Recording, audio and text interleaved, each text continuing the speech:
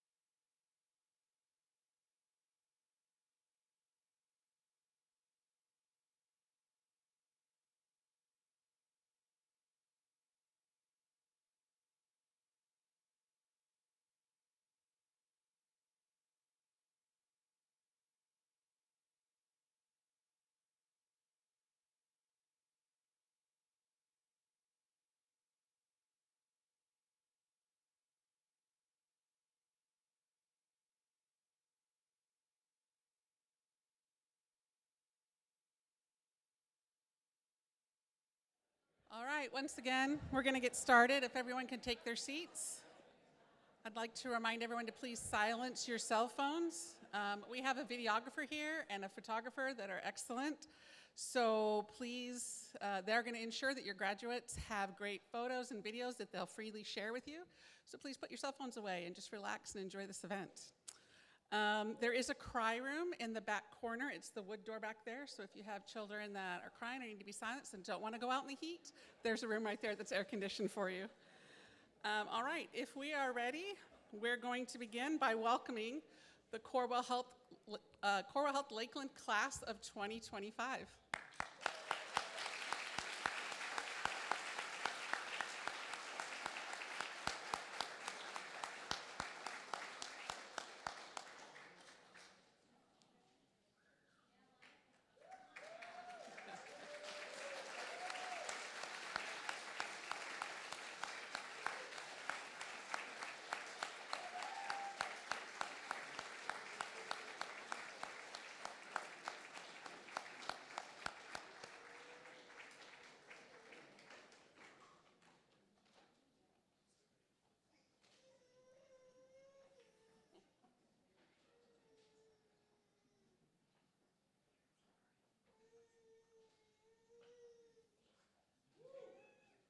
All right, that's great. Thank you.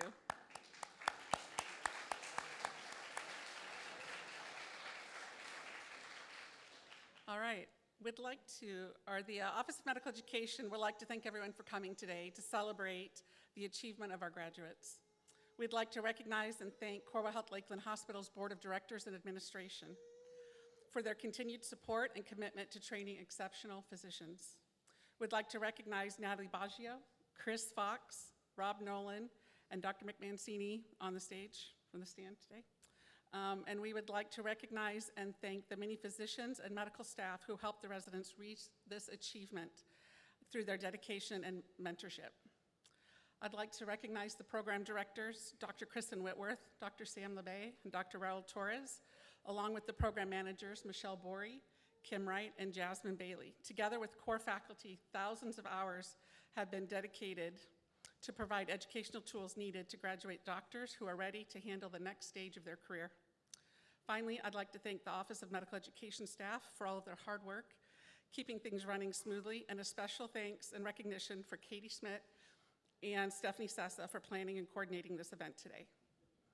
With that, I'd like to invite Dr. Michelina Mancini, the Vice President of Academic Affairs, to the stand.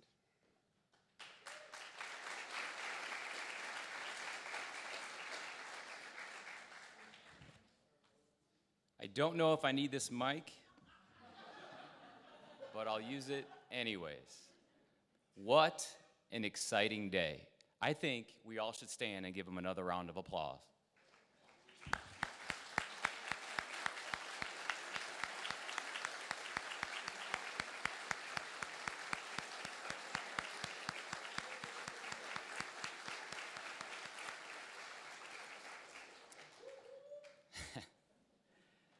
Thank you.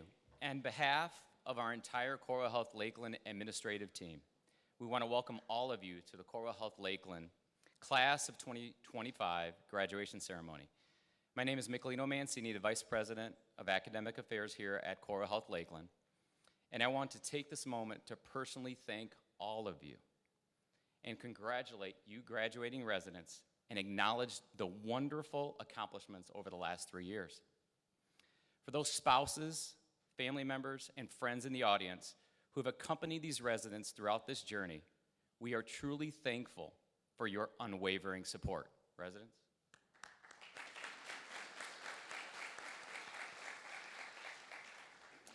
Over the past 3 years, you residents have experienced the challenges facing our healthcare systems. Rising costs, staffing shortages, and ensuring equitable access, all accompanied by the need to integrate new technologies, manage patient safety, and adapt to the constant changing regulations. Healthcare costs are constantly increasing, putting strain on both patients and providers. Insurance companies are increasingly denying claims, leading to more administrative work and delayed care. Healthcare workers, especially nurses and providers, are experiencing high levels of stress, which test their ability to maintain a healthy work-life balance.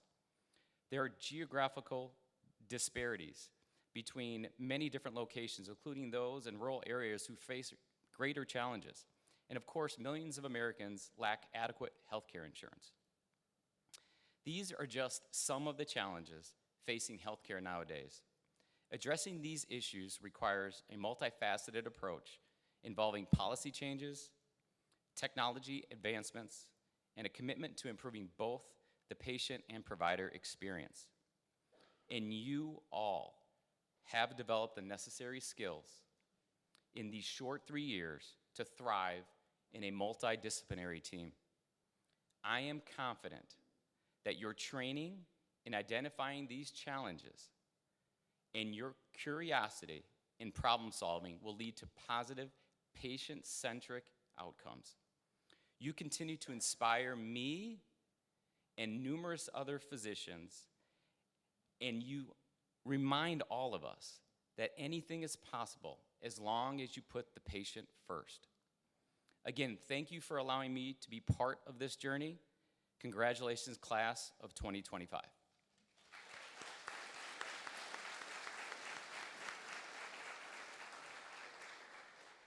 Next, I'd like to bring up Dr. Natalie Baggio, our president of Corewell Health South and our esteemed leader.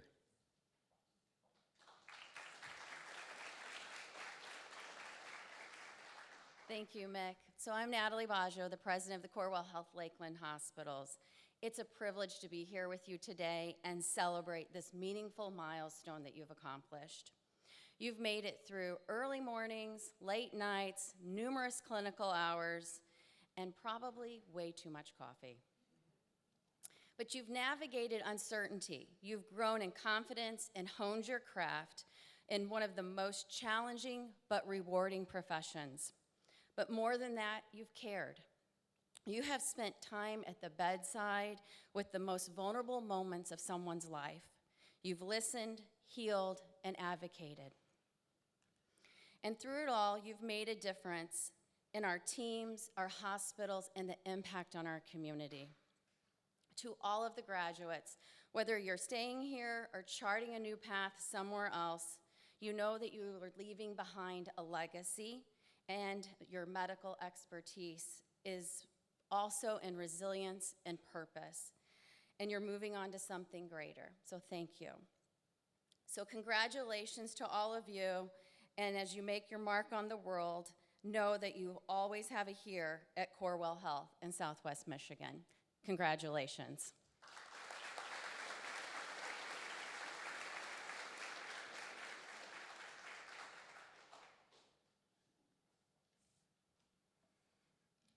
It is my distinct pleasure to introduce Dr. Stephen Hempel, our longtime intensivist who have mentored many in this room this evening.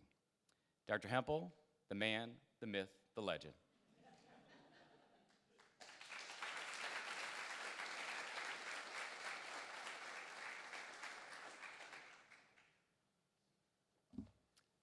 Well, thank you, Mick.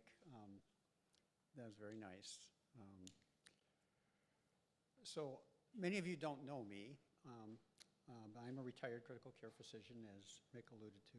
I spent the last 2 decades of my career at our community hospital doing what you've been doing, which is learning constantly. I wish I knew many of you personally. You make our hospital special, and I truly mean that. Thank you. I have some disclosures. First of all, I'm not a trained public speaker, and I want to keep this talk relatively short so that you can get on with your special day. Some people will do these talks and it's a lot of feel-good words, and then a week later you try to remember what they said. It's like you can't remember. So what I'm going to do is just tell you things that you already know. So I may change the context a little bit or put a little different twist on it, but you already know everything that I'm going to say. And hopefully a week or 2 from now you can still remember it. So I titled my talk, Making the World a Better Place, One Visit at a Time. You've probably heard this concept before, and I want to give my version of it. So 4 years ago, my colleague and friend, Dr. David Terhune, gave this commencement address, and he focused on the fundamental things still apply as time goes by. And he said he didn't want to talk about medicine, but about life principles. My goal today is to bring the idea around to how important life principles are to the practice of medicine. To the residents here finishing your program, the first thing I want to say to you is thank you for choosing to do something very difficult, but very useful. Your family, your friends, your mentors, we're all very proud of you. I hope you sense that. You are here today because you are not ordinary people. You are extraordinary people.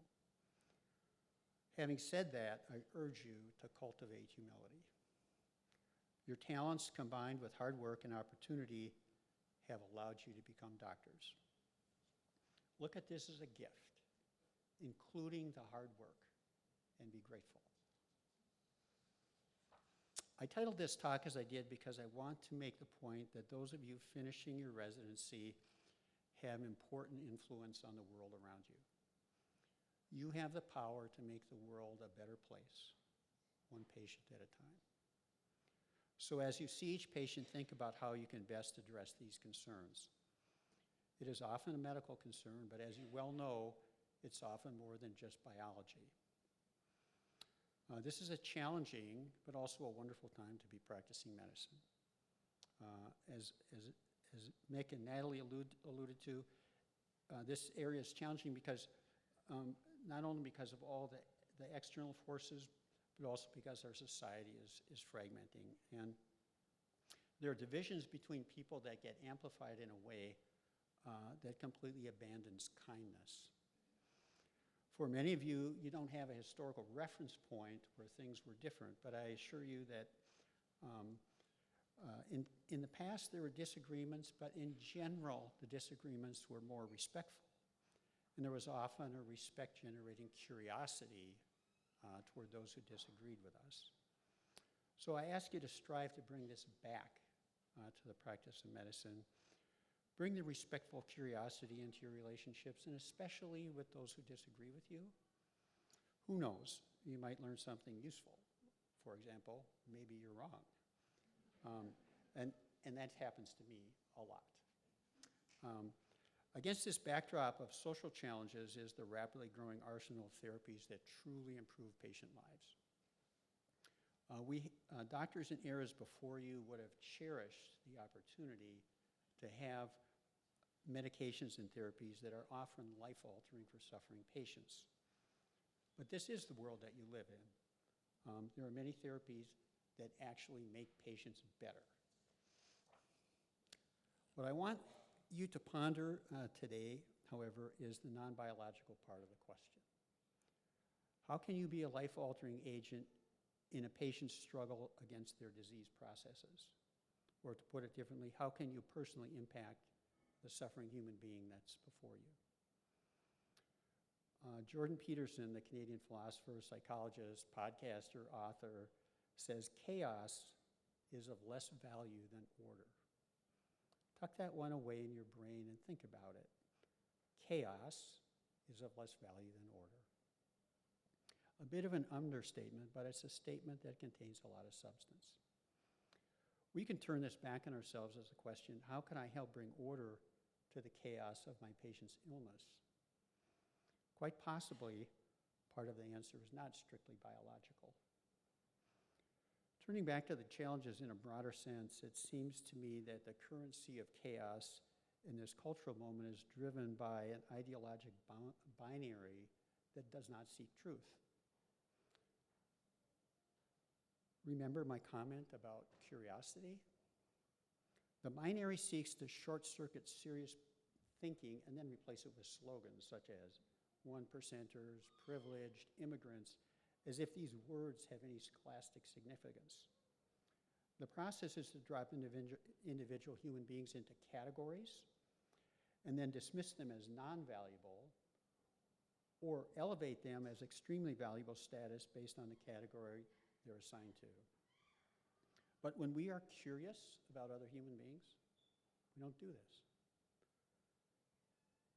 So be curious about the lives of your patients, and for some of them, life is very difficult, but they all have an interesting story to tell. So beware of the non-truth-seeking binary, for when you find the binary, you also find hatred. And you find hatred's ally, stupidity, is also nearby.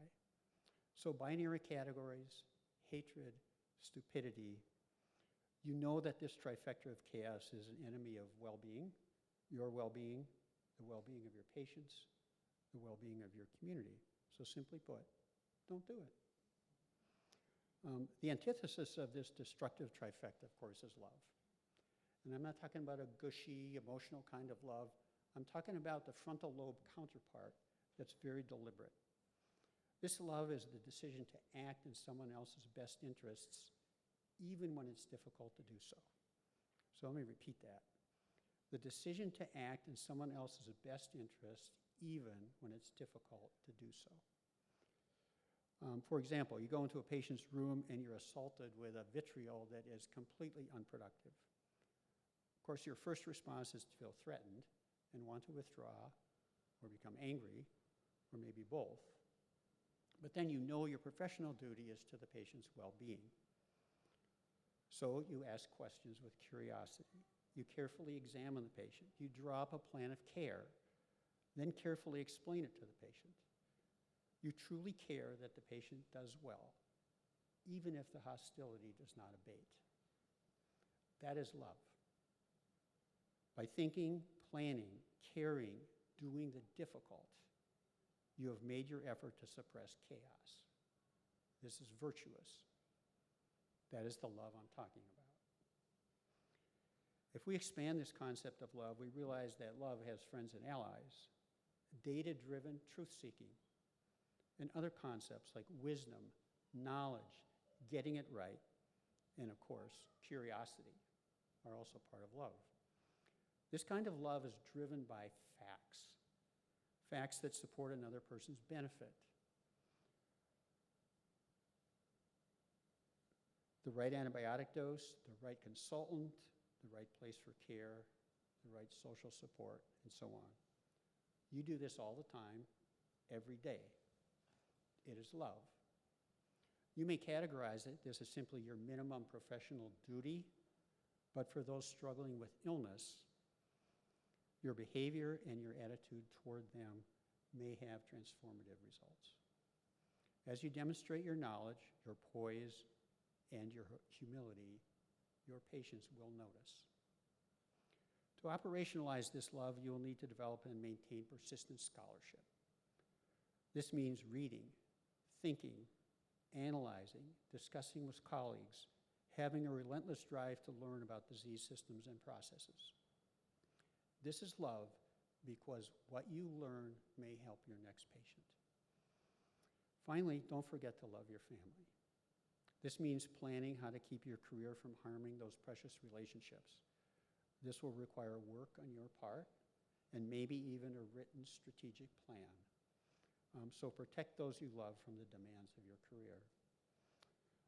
On a personal note, as I've tried to apply the principles I'm speaking about, I often found reading the biblical text helpful.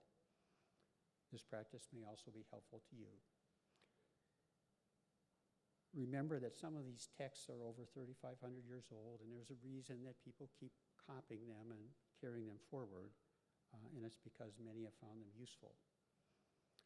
Even if your internal set point is not toward theism, you may find principles in the text helpful. Certainly, you should find something which centers you when the storms of life come your way. And when these storms come, nobody gets bypassed. In parting, I'd like to remind you that in the beginning, as you are more independent, you will often be unsure what to do. I know I was often uncertain. In fact, it was really about 10 years before I really felt confident in what I was doing. When that uncertainty happens, ask a mentor, ask a senior colleague, call Dr. Mancini. He would love to hear from you at 2 o'clock in the morning. Remind yourself that this seeking of help is not a marker of professional underperformance, but rather demonstrates your desire to get it right. It is humility, it is noble, it is best for your patients. It is an act of love to ask for guidance. Think of it that way. It is a strength, not a weakness.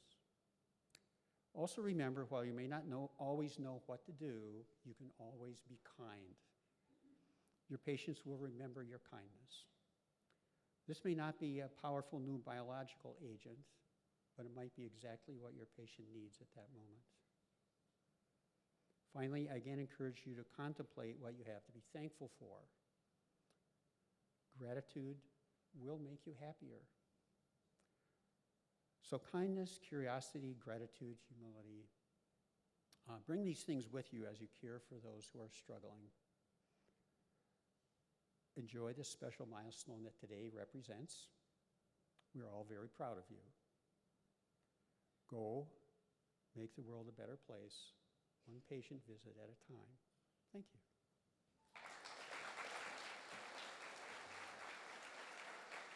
Don't move quite yet.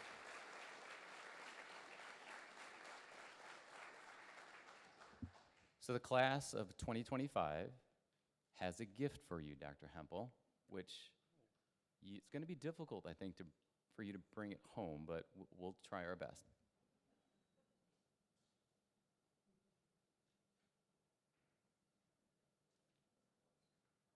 Be careful with it. Yes.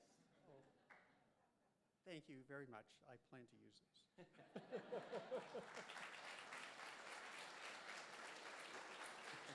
I'll do it afterwards.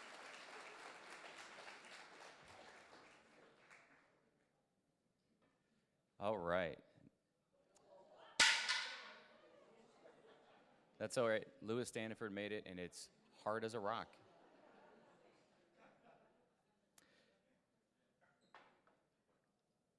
Next, we have our resident speakers, and the first resident will be Monica Delacchia for emergency medicine.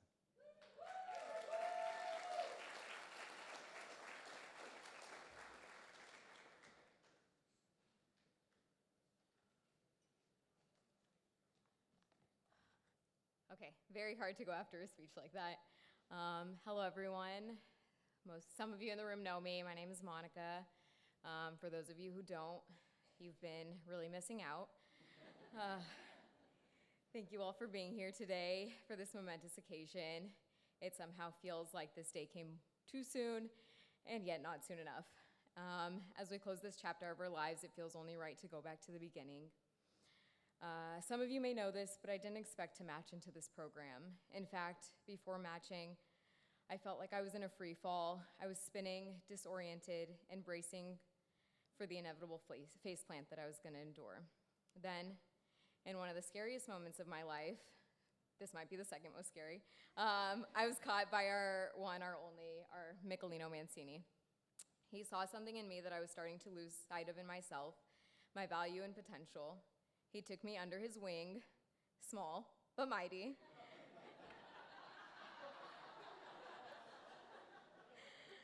and shielded me from the crash I thought was coming. He brought me into this residency and introduced me to this cohort that we are here to honor today. And since then, he's continued to be my advocate, my cheerleader, and my friend. I still remember my first day. I remember being anxious out of my mind and so scared about what the next 10 hours would hold. I felt like I didn't know anything about emergency medicine, and I was just going to embarrass myself. And at the end of that shift, you may be surprised to hear, but I was right. As expected, I knew nothing. I did embarrass myself, and I spent a good portion of the shift crying. The first few months were rocky. I fumbled through intubations, I misread EKGs, and I did cry many more times, but I was very lucky to have help. I had Dr. Whitworth, who, true to her form, showed up to my house with a PowerPoint presentation and taught me EKGs, and I had Dr. Hamill, my mentor, the man of few words that he is. He was infinite in his calm and wisdom, and he gave me reassurance when I needed it the most.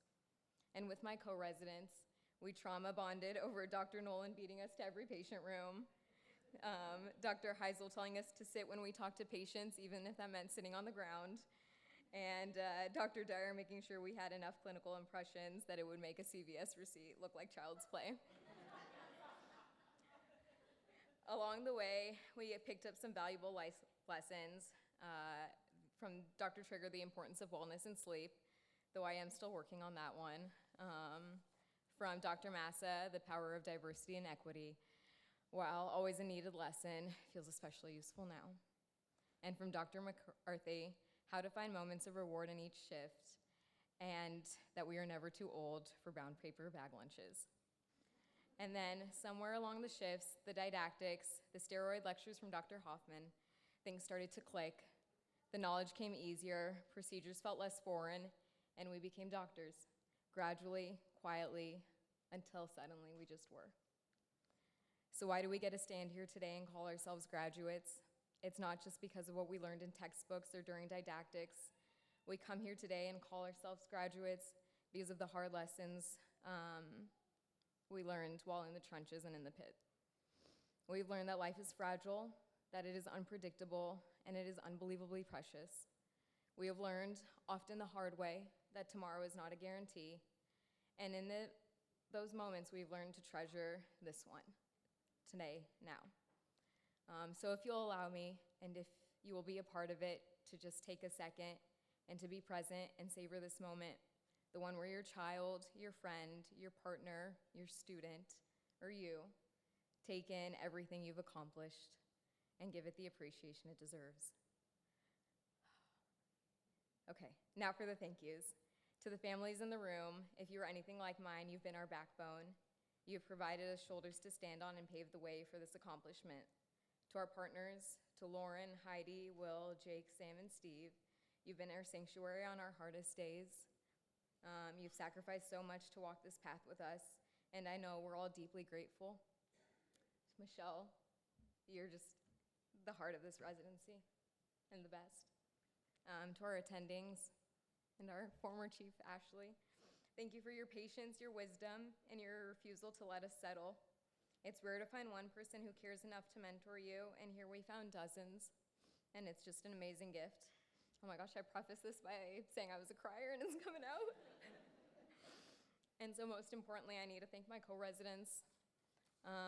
I once got this life lesson of being like the ugly house on the street, because if you just surround yourself by beautiful homes, you have nowhere to grow, or you have something to aspire to and something to grow to. And that's what I see in all of you guys. I felt like the ugly house amongst you all, and you've all made me better. Dr. Brianna Dietrich, she's our strong one. You've shown me that it's never too late to go after what you want. You are fierce and focused and funny, and I wish you all the best in your next chapter. I hope you enjoy the OR blankets and crossword puzzles. You have earned them. Dr. David Funk, our smart one, our very own Johnny Bravo. He's our detail-oriented brainiac who casually drops obscure clinical facts like it's no big deal. Sometimes I wish I could just be your medical student to learn from you, so don't be surprised if I call you in the next year when I'm too lazy to Google a question. Dr. Matt Merchant, the loyal one. It's hard to believe that I've known him for 7 years at this point. We went to med school together. And I've watched him transition from my classmate to a husband and to a father. And it's been a beautiful thing to watch. You're an incredible physician and a great friend. And your dedication to your family is inspiring. To Zach Taylor, the happy one. You bring joy wherever you go, whether you're balancing on chairs during didactics or ordering chocolate milk at fancy restaurants. Your lightheartedness is infectious, and I think it would be impossible to be in a bad mood around you. You remind us all not to take life too seriously, and I will certainly miss the way you light up the emergency department. Dr. Erin Leach? Which one are you? Dr. Erin Leach. She's our caring one. She's going into a palliative care fellowship next year. And they couldn't have picked a better person. You always want what's best, whether that's from your co-residents or it's for your patients, and you don't settle for anything less than that. You call people to action and you make sure that they are doing what is right. Watching you and learning from you has made me a better physician. You were also an incredible friend. To Dr. Erin Heath, the funny one. From our first FaceTime to now, I've never had an encounter with you that didn't end in laughter. You bring a sardonic humor to every shift that at times has left me speechless. But more often than not, it has helped me through the dark and difficult days. You make people feel less self-conscious, and you make them feel like they can be unapologetically themselves. Dr. Graham Federico, our chiefly one, our union representative.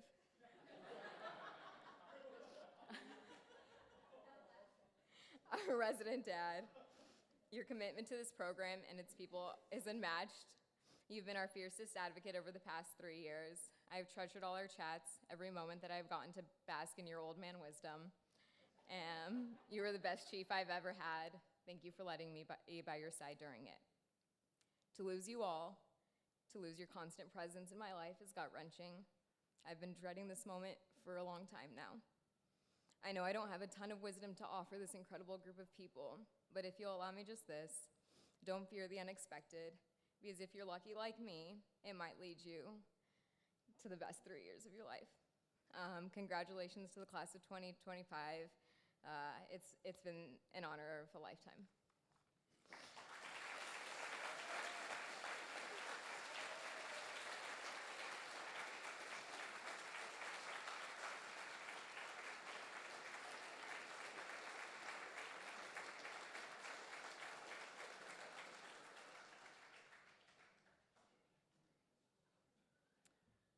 Next, I'd like to bring up Mohammed Kam from Family Medicine.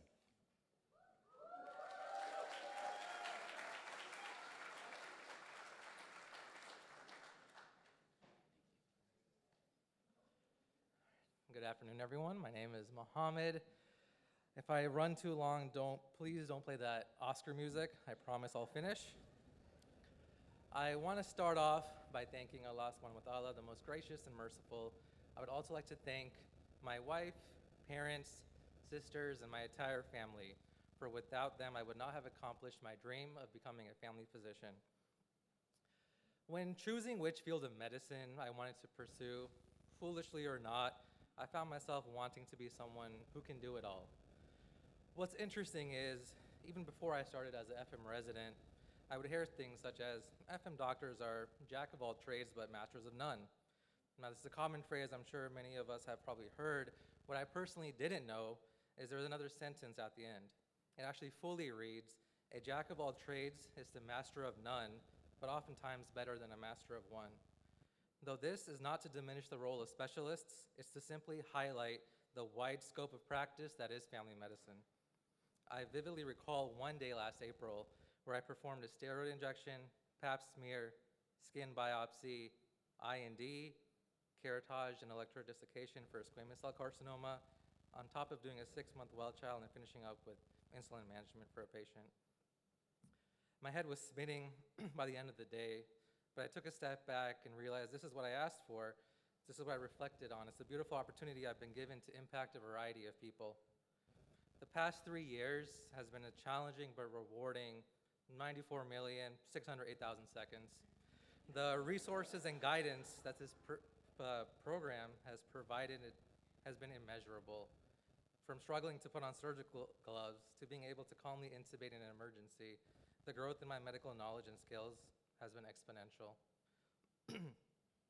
Even something as simple as pouring food for the community on YMCA soup nights has given me a better appreciation of the food security that I have, because I know there are millions across the world, such as in Palestine and Sudan, to name a few, who would view this as a luxury.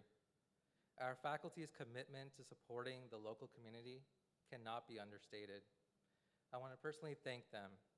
First, to the Renaissance man himself. He must be aging backwards because I don't know how he has accumulated such vast experience in the wide scope that is family medicine. It's truly impressive. Dr. Max Schaefer, or as we like to call him, Mr. A.T. Steal Your Girl, has been a pioneer in helping the Niles community with substance use disorder. I'm honored to have learned from you, and please don't block my phone calls in September when I start as a hospitalist. From swing dancing to fishing, this next attending is someone who I simply just enjoy talking to and learning from. Now, it's ironic his name is Dr. Ferrari because staffing with him can be a little slow, but only because he has a wealth of medical knowledge and insight that he wishes to impart on us. I'm going to miss his sage guidance that has allowed me to combine evidence-based medicine with experience. You can find this next attending doing one-arm pull-ups in between staffing. Dr. Howard has been a rock to go through these 3 years. Some of my favorite moments have been doing procedures with him because he is calm and explains things thoroughly. While his LDL may be very low, his patience in teaching us procedures and dedication to our success is of the highest quality. Although she hates flowers and I suspect sunshine, Dr. Kinney's expertise in culinary medicine has allowed us to bloom into the sharp physicians we are, thorns included. Thank you for enriching the program with a unique perspective and expanding our abilities to provide true preventative care, all while making amazing macaroons. This next attending and I share something in common. Dr. Roden is an expert on obesity medicine through training, and I'm an expert at it, well, through my own lifestyle. I can see how passionate she is about continuing to learn after residency, and I have felt that enthusiasm is something key that I want to try and maintain for as long as I can. Dr. Curry, I would work with you for a week, but it feels as if I've known you much longer, at least 2 weeks. Your last name reminds me of one of my favorite Pakistani food, curry. It's a comforting meal that mimics your calm demeanor, which I think will be a great addition to the incoming class. Although she's a Slytherin at heart, our program manager, Jasmine, has displayed bravery in tackling all the tasks both faculty and residents bring to her. From putting together our schedules to making fire ceviche, Jasmine is an invaluable asset to our program. Lastly, our fearless leader and now second best resident of all time, Dr. Torres. I chose this program largely due to him. We all make mistakes, but this wasn't one of them.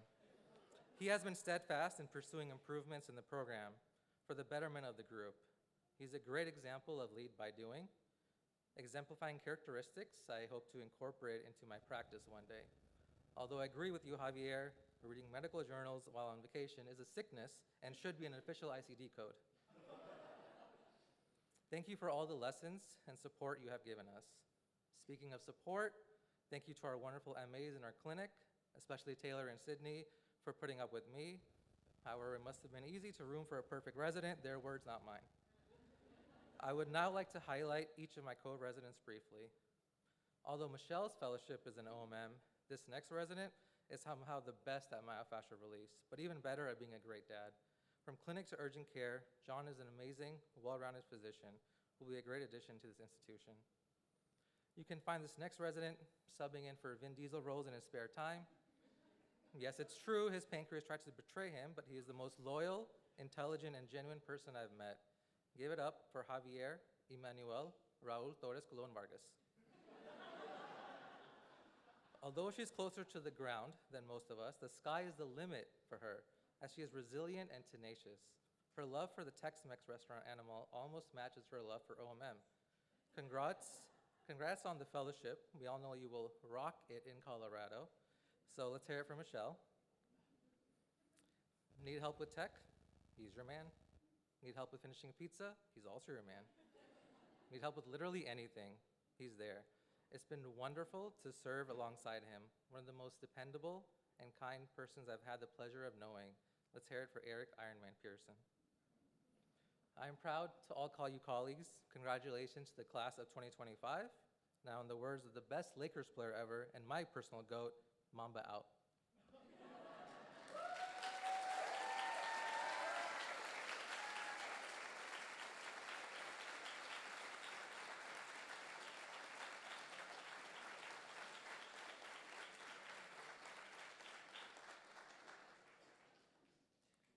And next, I'd like to bring up Khatib Raza from Internal Medicine.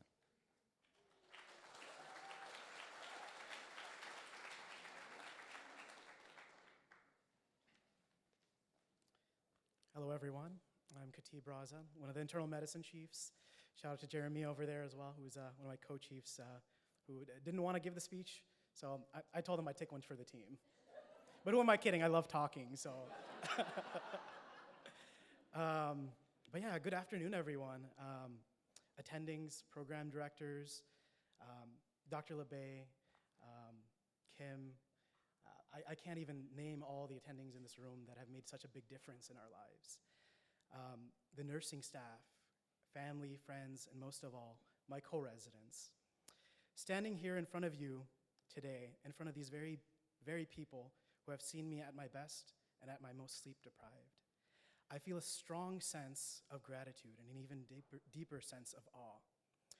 Because this isn't just a ceremony, this is a collective breath. A moment where we pause after 3 years of running, often literally to code blues and rapids, Carlos, to recognize what we've done and more importantly, who we've become. We've come a long way since orientation when we've stumbled through our first sign-outs, mispronounced every medication, metoprolol or something like that, I don't even know, to walking into patient rooms with that strange mix of imposter syndrome and determination. That was before we learned to manage vasopressors, vents, place chest tubes, and speak to families during the worst moments of their lives. And still remember to refill someone's home Jardians. Shout out to Dr. Kwan if she's here. But behind every one of those achievements lies something greater, hardship. Real, often invisible hardship. A lot of us face without even realizing. Some of you came from far to this residency program. Some of you were far from your families, missing weddings, funerals, first words, last breaths. Some of you showed up to rounds while silently carrying the weight of illness, personal loss, or financial worry. Some of you did night shifts while suffering through breakups and other hardships in your life. Others were navigating what it means to be the first in your family to wear that prestigious white coat, or defeating all odds of poverty and inequity to be here amongst us. These struggles weren't always spoken out loud, but they were there, and we carried each other through them, whether we knew it or not. Let us not forget what we've survived through, a global pandemic. I think we forget that we were one of the classes that went through COVID-19 initially, we carried each other through that time. And it was a time that redefined what it means to be a frontline worker. Waves of patient losses and months where we didn't know where hugging our families was safe. That wasn't just medicine, that was trauma. And yet we showed up, we learned, we adapted. We found joy in the small victories. A patient extubated, a colleague protected, a birthday celebrated, whether it was in the middle of lecture or in the break room, or a late night drive, or that bonding experience at the fire pits at the Lookout Point Apartments. What we often forget, and what I want to remind us all tonight, is that our greatest power is not our differential diagnosis or even our clinical acumen. It's in our empathy, it's in our love. Every single one of us has learned to sit in discomfort, to listen to someone's pain without immediately trying to fix it, to say, I don't have all the answers, but I'm here with you. That's medicine. That is leadership. That is love.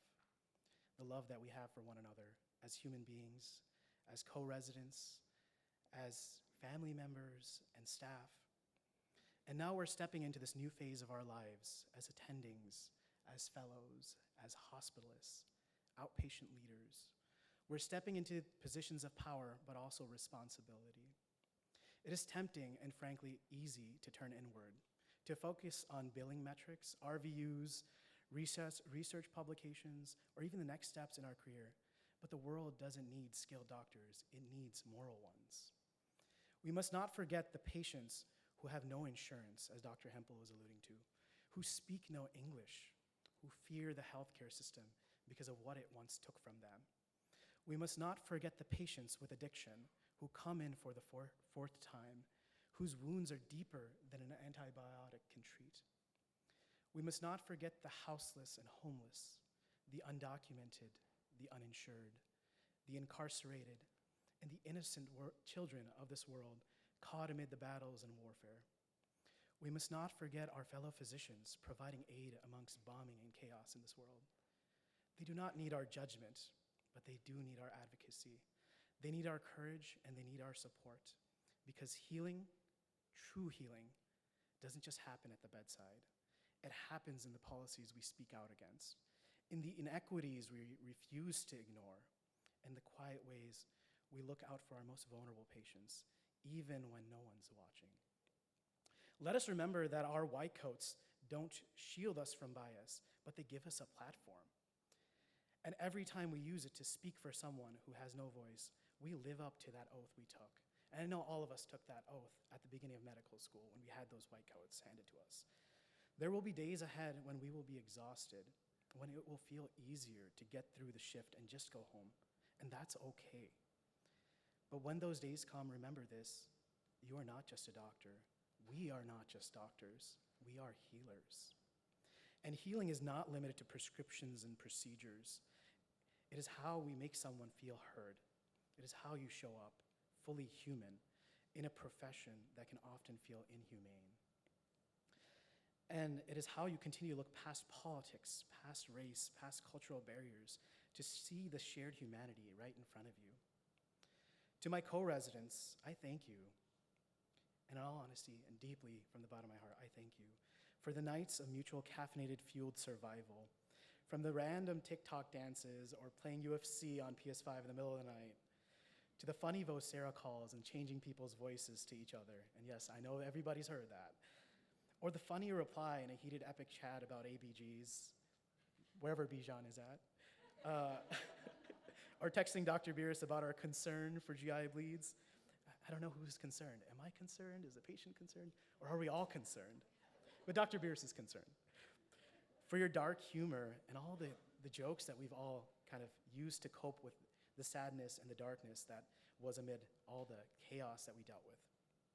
For the text that said, I got your back, and for the random acts of kindness and acts of support. Remember, you are brilliant, my co-residents. You are brave, and you are enough, just the way you are.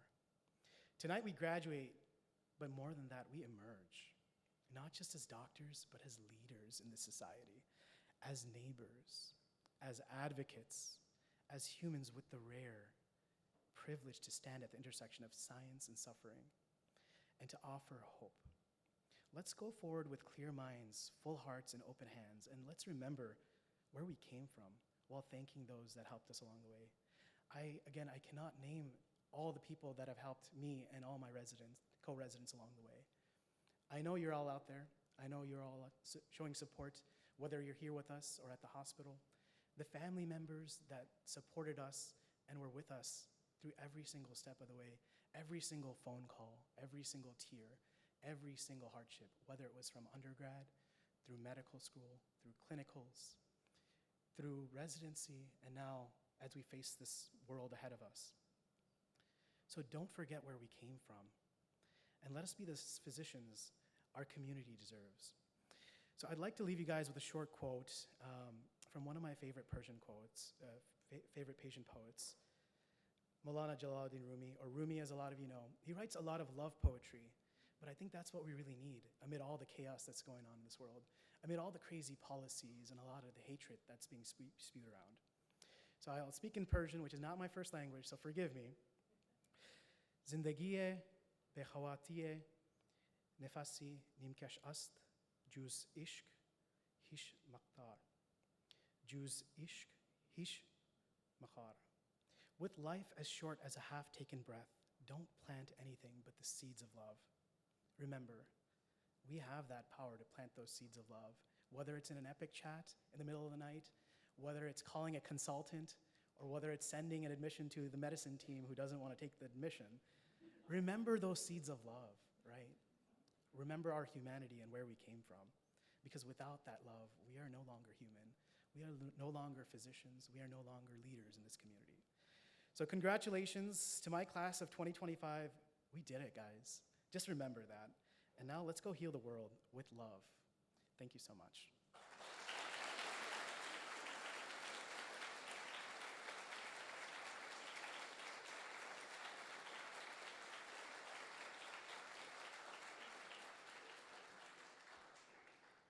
Thank you. So each year, we like to recognize the resident chiefs from each program. They've dedicated many hours above and beyond their program requirements. Now it's a pleasure to present the chief gifts. All chiefs, please come forward when I call your name. And then when you receive your gift, if you'd stand over here so we can get a group shot of you, that would be great. So first, from emergency medicine, is Monica Delacchia.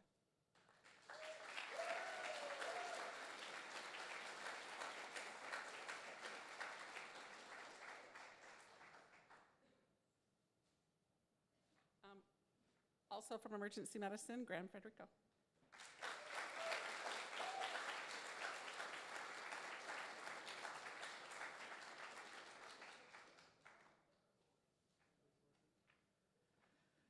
From family medicine, we have Muhammad Khan.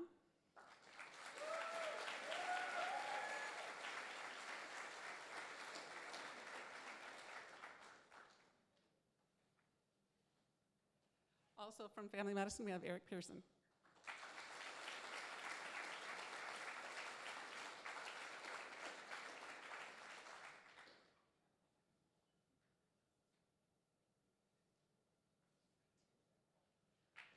From internal medicine, we have Jeremy Cheng.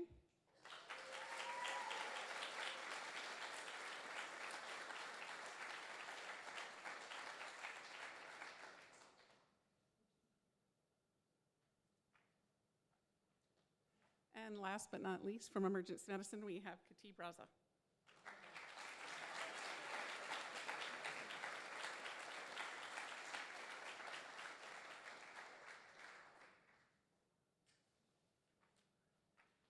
All right, can I get another round of applause for our chief residents?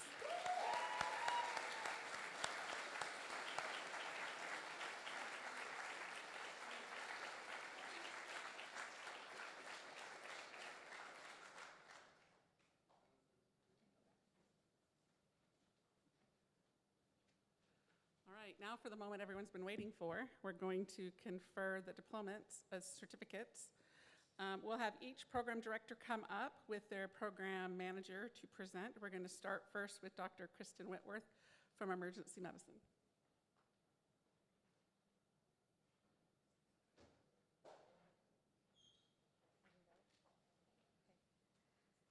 First, we have Monica Delakia.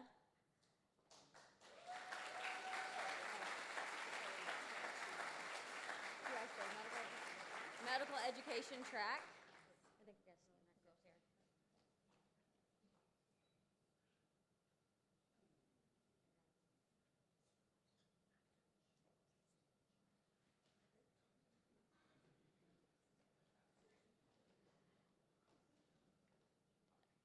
Can I go? Do I go on? Oh. Bree Dietrich. Please go by whatever you have.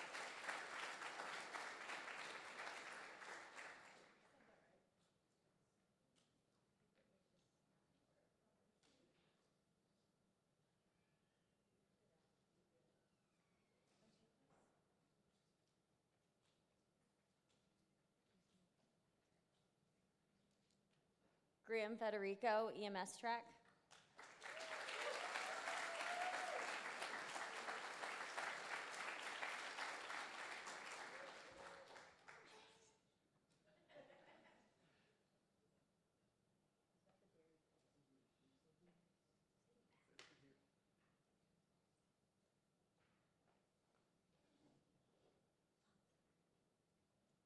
David Funk.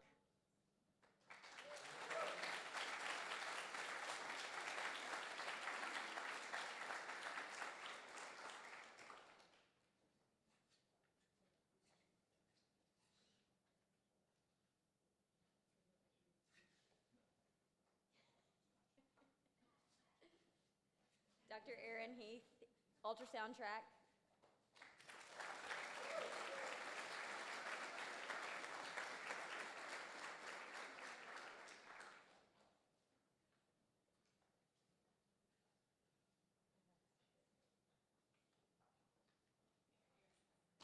Aaron, wait. Aaron.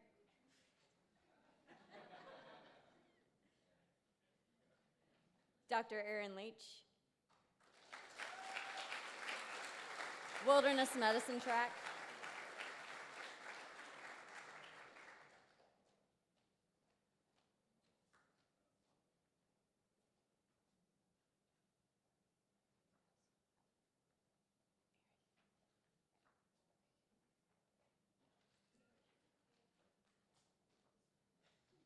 Dr. Matthew Merchant, medical education track.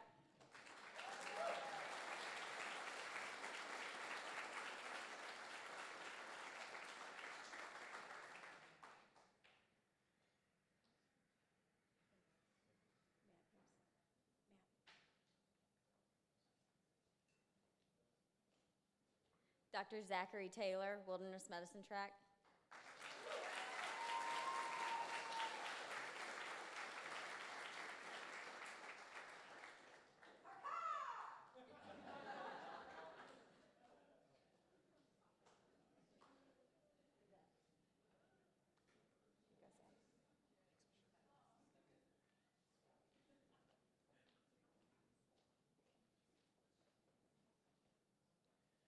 So good afternoon, I'm Raul Torres. I'm the program director for family medicine. I was asked to have the family medicine faculty come sit up here and as residents come through to shake their hands as they go by.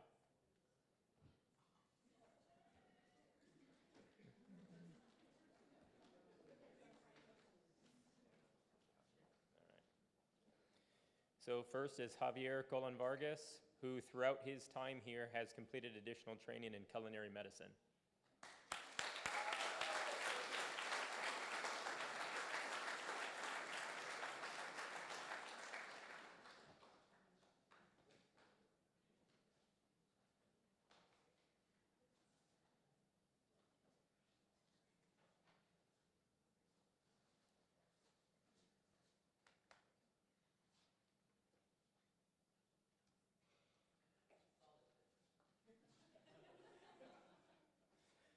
Jonathan Hernandez, also completing the osteopathic recognition track.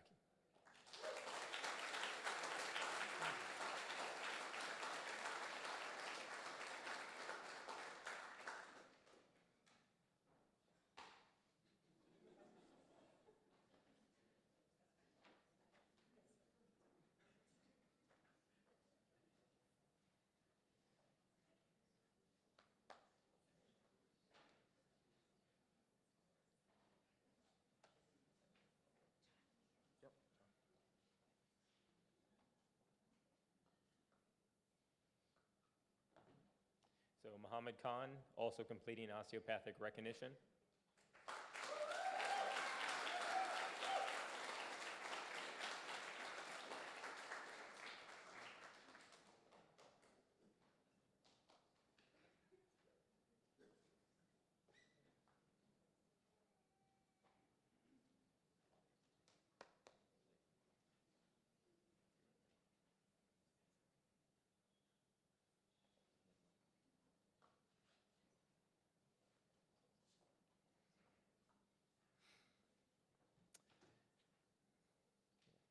So Michelle Mather, also completing osteopathic recognition and going on to a fellowship for osteopathic neuromuscular medicine.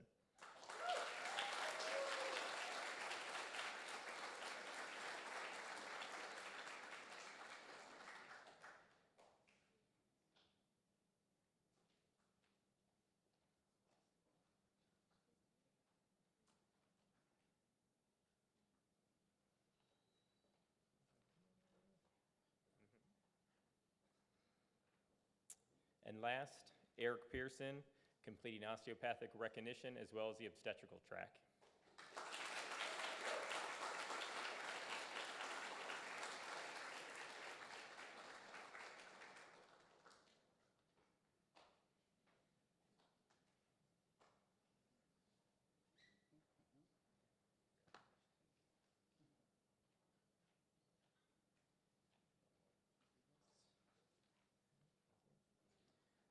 Thank you, faculty.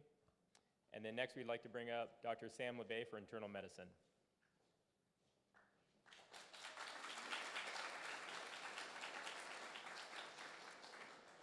I'd like to bring up all of the internal medicine faculty as well.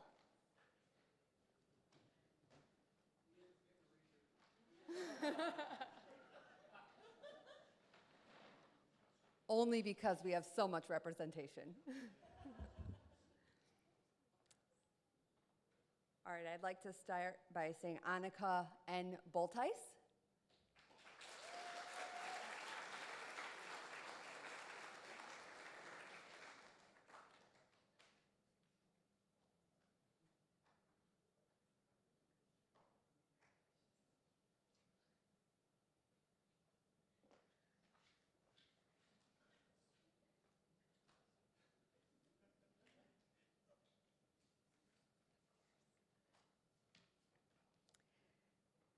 Jeremy Chang.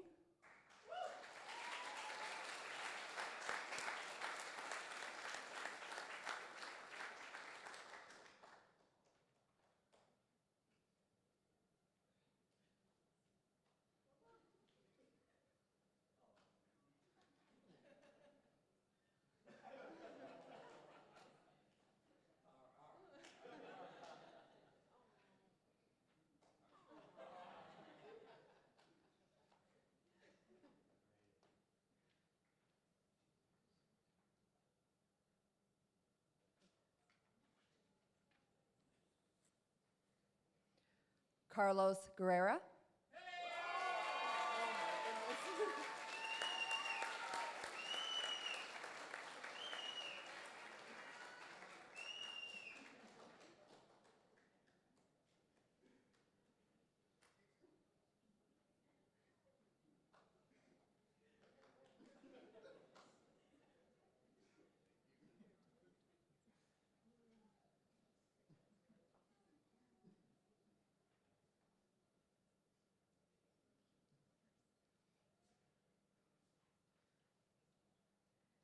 Sarah Palmieri, who also completed a fellowship in culinary medicine during her residency.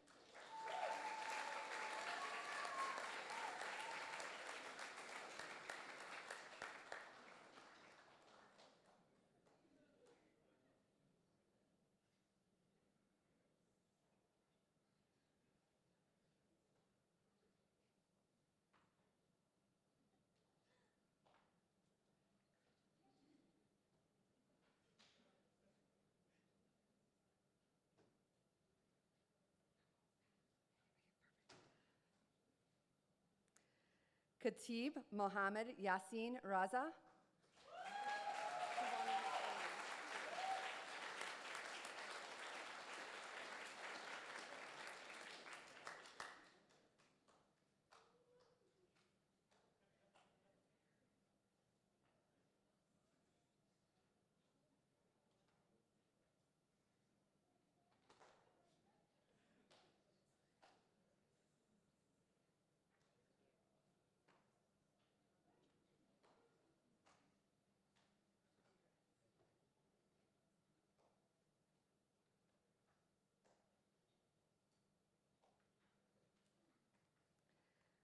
William Schreiner.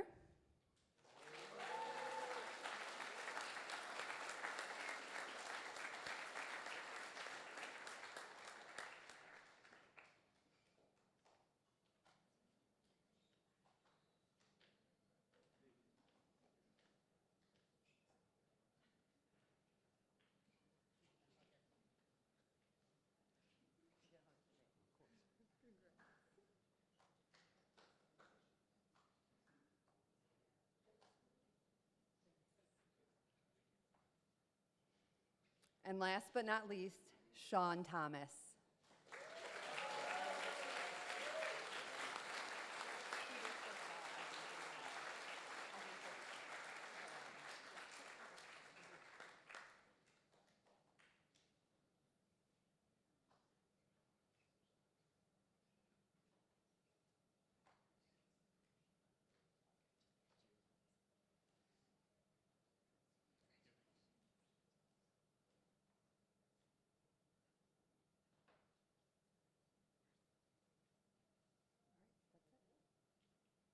All right, let's give our graduates one more round of applause.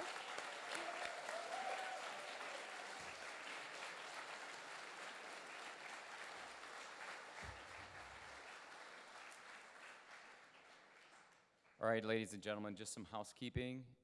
After we're done, which is in seconds, please, faculty and residents, please stay here because Ryan will be make sure to concluding with the pictures, and there will be some group shots. So I'm telling you that right now, there will be some group shots. Family will promise not to take that long, but the good thing is there's snacks and refreshments for you while we're taking all of these pictures. So, can we all stand up for the final round of applause here for our graduates?